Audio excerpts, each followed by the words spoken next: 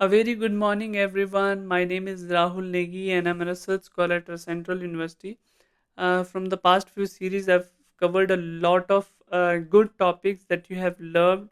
So, today, the topic we have is hypothesis development. This is very important topic, either from UGC NET paper 1, either from research, PhD, सब में बहुत important topic है hypothesis development. ठीक है. So what is hypothesis? Hypothesis basically एक tentative statements होती है, tentative but logical statement होती है, जिसको हम मेजर कर सकते हैं, बिकॉज जब हम डेटा एनालिसिस करते हैं उससे पहले भी हम हाइपोथेसिस डेवलप करते हैं. ठीक है. तो लॉजिकली होता है, एम्फेरिकल होता है. एम्फेरिकल मतलब जो मेजर किया जाए, जो ऑब्जर्व किया जाए, जो टेस्ट किया जाए. ठीक है. Hypothesis is a logically derived empirically testable statement, okay, that specify the expected relation between variables grounded in theory. So it is a tentative statement, काल्पनिक स्टेटमेंट है ये. मतलब ऐसा हो सकता है, ऐसा हो सकता है. एक वाइल्ड गैस के बेस पे नहीं करते हम, किसी थ्योरी के बेस पे करते हैं, या प्रीवियस हमने कुछ एलआर लिटरेचर रिव्यू किया उसके बेस पे हम ये हाइपोथेसिस बनाते हैं. उसके बाद हम टेस्ट करते हैं, पास हो गया तो गुड, नहीं हुआ तो पता लग जाएगा ना कि this is there is no difference. ठीक है.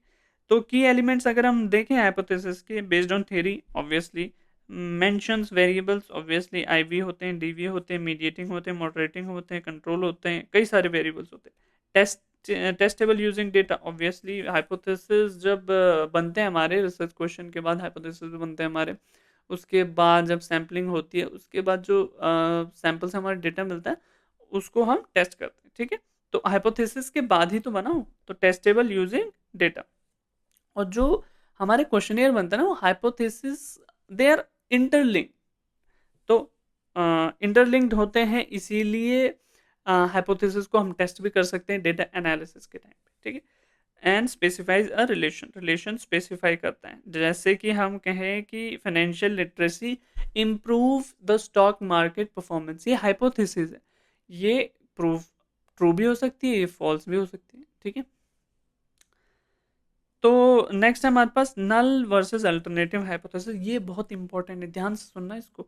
और हो सकता है मैं इसको यूजीसी नेट सीरीज में भी इंक्लूड करूं, बिकॉज ये कुछ टॉपिक है जो कॉमन है. ठीक है.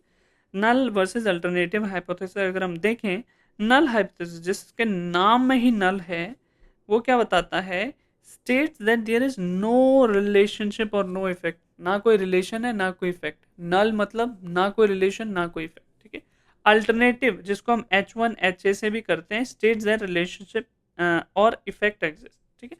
सिंपल सी बात है, नल है मतलब कोई रिलेशन नहीं है, अल्टरनेट मतलब रिलेशन है. Null is represented by H0, alternative is represented by H1 और HA, जिसको भी हम कर सके. ठीक है.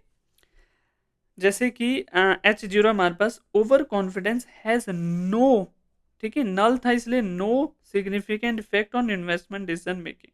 कोई सिग्निफिकेंट डिफरेंस है नहीं, बिकॉज ये क्या है? Null hypothesis.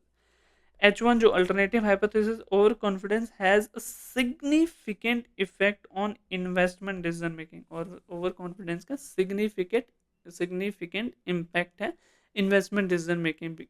अब ये क्या हो गया? अल्टरनेट हो गया. ठीक है. कि कुछ है वहाँ, नल मतलब कुछ नहीं है.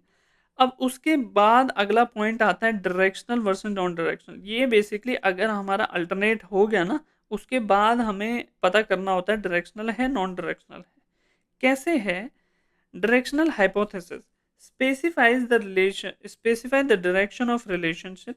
Non-directional hypothesis states that a relationship exists without specifying direction.